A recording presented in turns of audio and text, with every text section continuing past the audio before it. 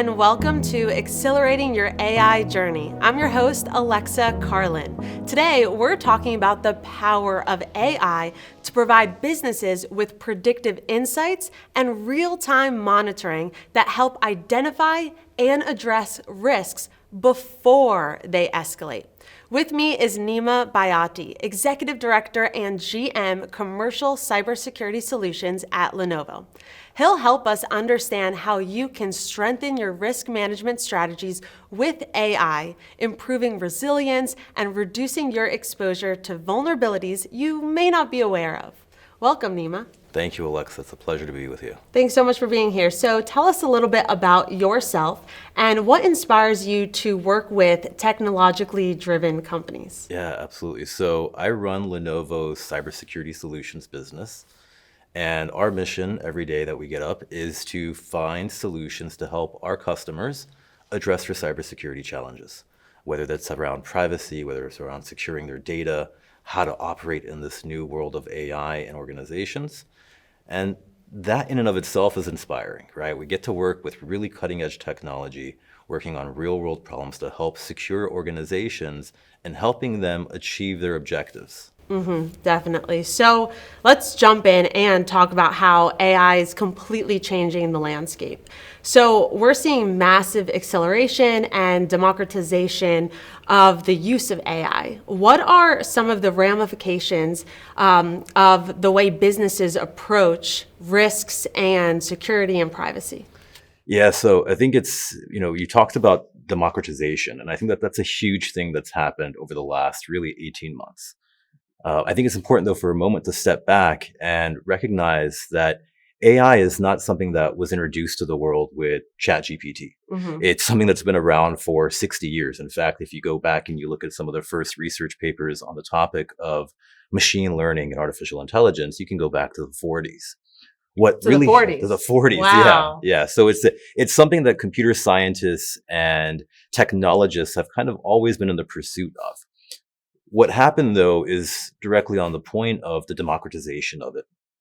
When you introduce this concept of large language learning models and making the interaction with AI, the usage of AI, something that somebody who doesn't have any programming experience can use, that has significant ramifications, both for organizations in terms of their businesses, in terms of their business models, how and where they operate. But from a security standpoint, it has very significant ramifications. You're lowering the bar on one hand of the skill set that attackers need, right? It used to be 20 years ago, you actually have a pretty solid grasp on programming and how systems worked. Today, with tools like AI and generative AI, that bar comes down really low where a layman can potentially cause some damage if they put their minds to it. It's crazy, the tools out there where you could just say what you want to build and see it be built right in front of you. Yeah. I didn't even think about the sense of hackers now can use that tool for the negative. No, absolutely. I mean, I'll give you an example, right? A couple nights ago, I was playing around with some of the new AI tools that are out, right? Because there's a host of them that have entered the marketplace. But even creating like your own mobile application, a normal, I say kind of normal in air quotes, somebody who doesn't have a programming background can sit down with a couple of these AI tools and get to a minimum viable product for an application. In no time. Yeah. Right? And so it really streamlines that process. And when you look at it from a security standpoint, you get into obviously the threat aspect and the privacy considerations, but it also gives the good guys a lot of really compelling tools in their toolbox to be able to help combat the threat landscape in things like predictive analytics and intelligence. So talking about that, the predictive insights and real-time monitoring AI brings to risk management make it uniquely equipped to address challenges and vulnerabilities that really even just recently, it would be really hard to do that. And so what are some of those types of risks and how can IT leaders prioritize them and use AI to tackle them? Yeah, so it's like the $6 million question, right? Because it's where do you kind of focus on from a security standpoint? I'd say one of the critical places where IT organizations can leverage AI today is around the understanding of what risks are coming into their organizations and getting those insights. So for example, within our portfolio, we have a solution that we've partnered with SentinelOne on for extended detection and response.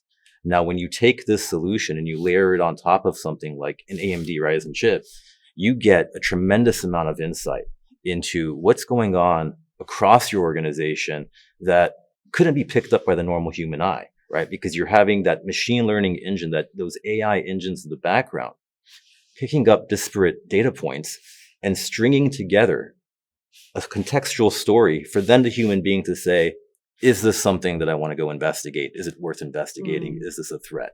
Or is this a false alert that I can kind of set to the side? And that really helps organizations with, one, improving their security posture, but two, also efficiencies and being able to deploy their human capital in the right places. So it's working alongside the team you have. Absolutely, yeah.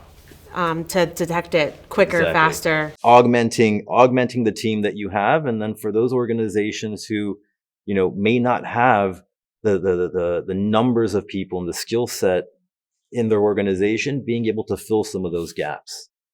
Definitely. So getting out in front of this and integrating AI into risk management strategies can be disrupting to existing systems and teams.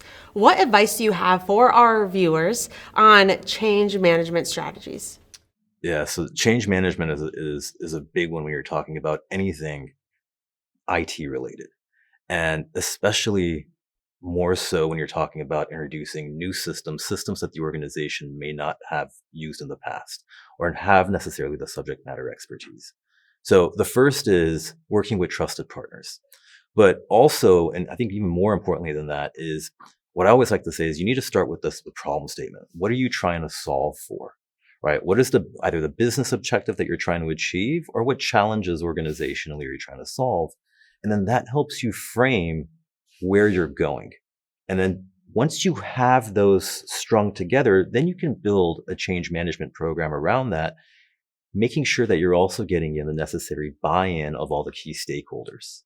Yeah, that's definitely important. So they are willing to learn and Absolutely. integrate. So, because it could be overwhelming at first. Yeah. So it's just about starting with, I would say, your biggest problem or your smallest problem. What would be your advice? Yeah. So again, a really good question, and something that customers ask us a lot when we speak to them.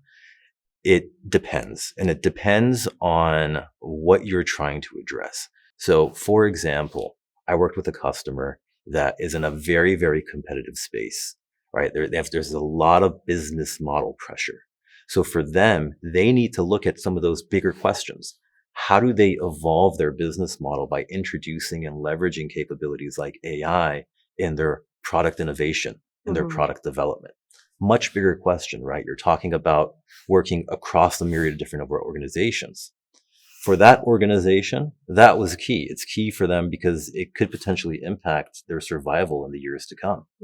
Whereas with some organizations, they may be looking at biting off a little bit, so to speak, of the pie and getting that institutional knowledge built into the team to be able to then start looking at other places in the business where they can go and apply AI.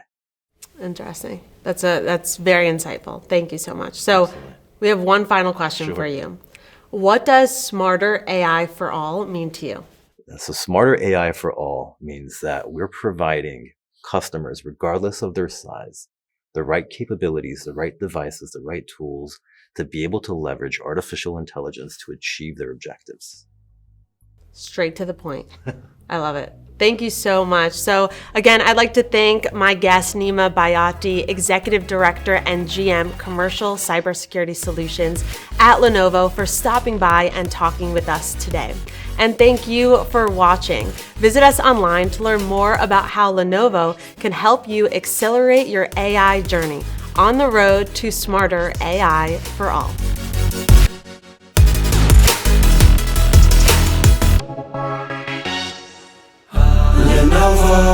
Lenovo.